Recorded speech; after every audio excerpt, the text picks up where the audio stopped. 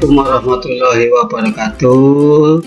Selamat pagi anak-anakku, siswa-siswi kelas 7 MTSN Negeri 2 Tegal yang hebat-hebat. Gimana kabarmu hari ini? Baik?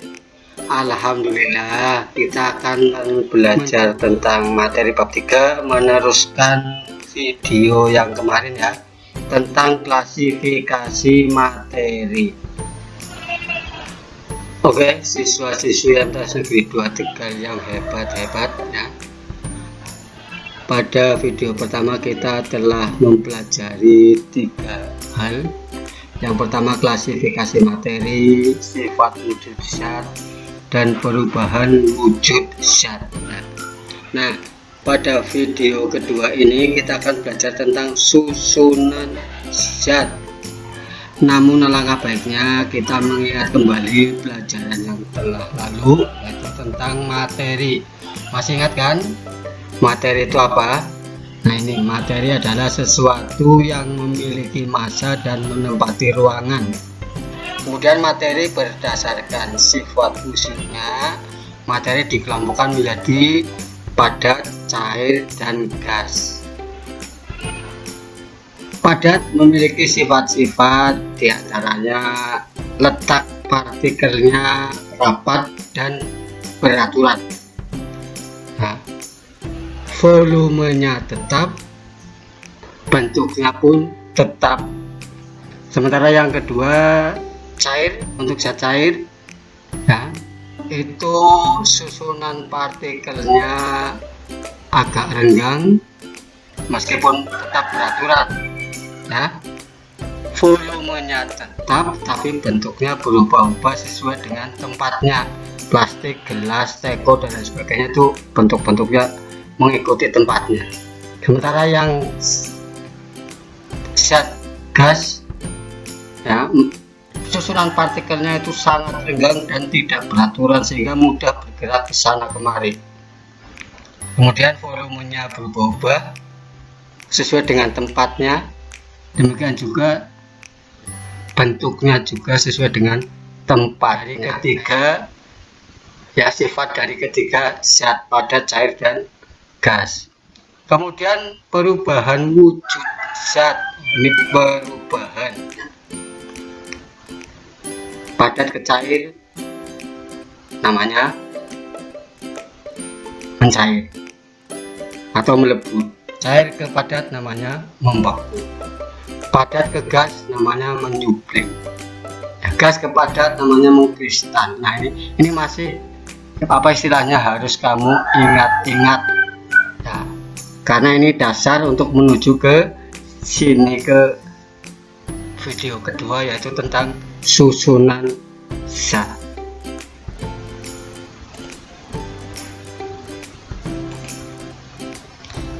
Oke, kita akan belajar tentang susunan zat.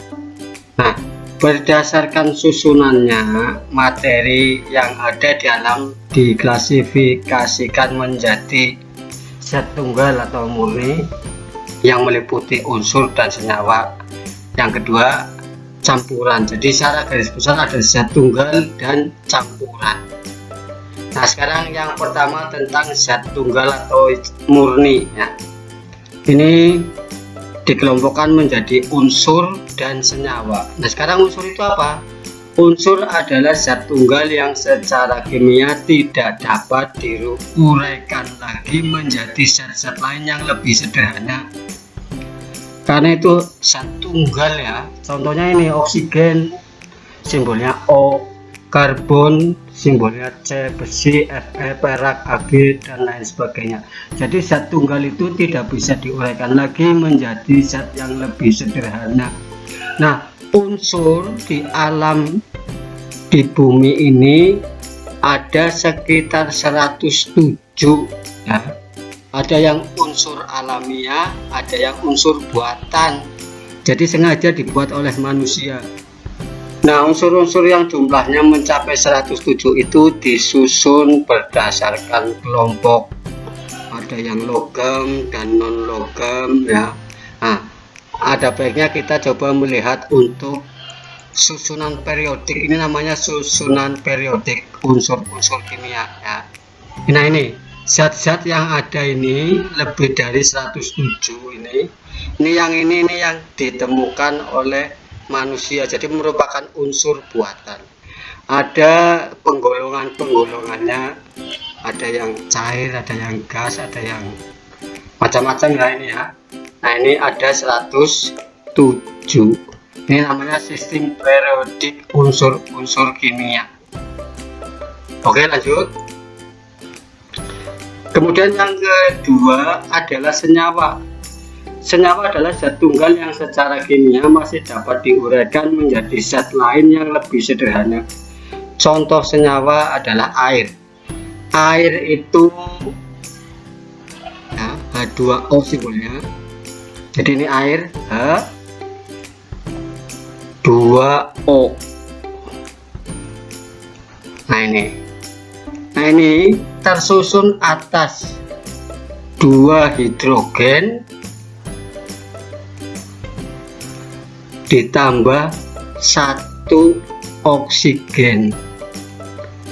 Nah ini, jadi ini ada 2 hidrogen dan ada 1 oksigen, itu air. Rumus kimianya H2O. Kemudian garam dapur, misalnya NaCl. Nah ini NaCl itu rumus kimia dari garam dapur ya. Nah Cl ini terdiri atas 1 Na ditambah 1 Cl. Nah itu 1 Na dan 1 Cl. Ada lagi. Oke, selanjutnya adalah gula ya. Gula itu C6 H12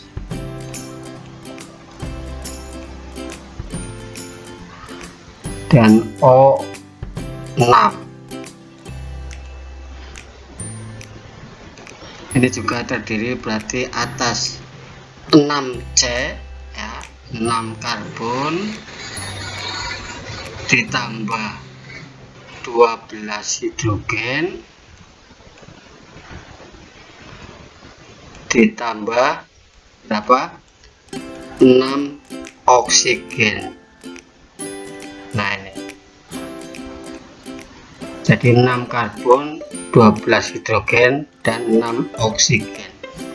Ini susunan dari senyawa. Jadi H2 atau air itu senyawa, NaCl dan C6H12O6 adalah senyawa. Nah senyawa ini masih bisa diuraikan menjadi zat lain yang lebih sederhana, H2O dan O ini.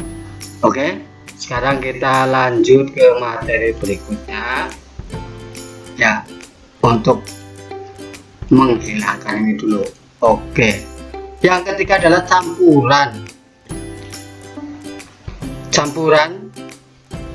itu bercampurnya 2 atau lebih materi yang tidak disertai terjadi reaksi kimia. Ada 2 macam campuran, yaitu campuran homogen yang sejenis dan campuran heterogen. Yang homogen itu campuran serba sama, tidak terlihat batas antara zat penyusunnya. Nah ini cirinya. Contohnya udara yang kita hirup itu kan oksigen O2. Nah, kemudian ada lagi air laut, itu campuran dari berbagai macam. Sirup, antara gula dengan sirup dengan air ya, kecap, alkohol dalam air dan lain sebagainya, itu campuran-campuran yang homogen, artinya sejenis. Karena sejenis sehingga campuran ini ya, apa istilahnya, campuran ini tidak bisa dipisahkan atau dibedakan lagi atau di apa istilahnya, dipisahkan ya. Coba misalnya sirup, kan nggak mungkin kita memisahkan antara gula dan airnya. Nah itu namanya campuran homogen, jadi campurannya yang sejenis. Nah, selanjutnya adalah campuran yang heterogen, yaitu campurannya masih terlihat batas antara zat-zat penyusunnya, contohnya tanah, pasir dalam air, batuan, air dengan minyak, dan lain sebagainya ya. Nah, campuran heterogen ini kalau misalnya orang membangun rumah itu dalam apa istilahnya, embernya dikasih pasir, dikasih semen, dikasih air, dikasih kapur ya, dicampur, itu kan masih ada terlihat batas-batasnya, mana yang air berarti basah ya, yang semen agak istilahnya apa istilahnya, apalagi kalau kering itu kelihatan batasnya, batanya, pasirnya, itu namanya heterogen ya. Jadi masih bisa terlihat batas-batas antara zat penyusunnya. Nah, kemudian larutan ini macam-macam, ada larutan campuran homogen antara pelarut, solvent, dan zat terlarut atau solut. Solvent dan solut, ingat-ingat ini. Kemudian suspensi adalah campuran kasar dan bersifat heterogen. Sementara koloid campuran yang keadaannya terletak antara suspensi dan larutan. Kemudian prinsip-prinsip pemisahan campuran didasarkan pada perbedaan sifat-sifat fisik zat penyusunnya seperti wujud zat, ukuran partikel, titik lala, titik didih, sifat magnetik, dan kelarutan. Kemudian metodenya bermacam-macam, ada yang penyaringan atau filtrasi ya, sentrifugasi, sublimasi, dan kromatografi, serta destilasi. Nah, ini semuanya ini akan lebih mendalam dipelajari ketika kamu di tingkat SLTA ya, pada materi atau pelajaran kimia. Oke, ini barangkali yang bisa Pak Guru sampaikan.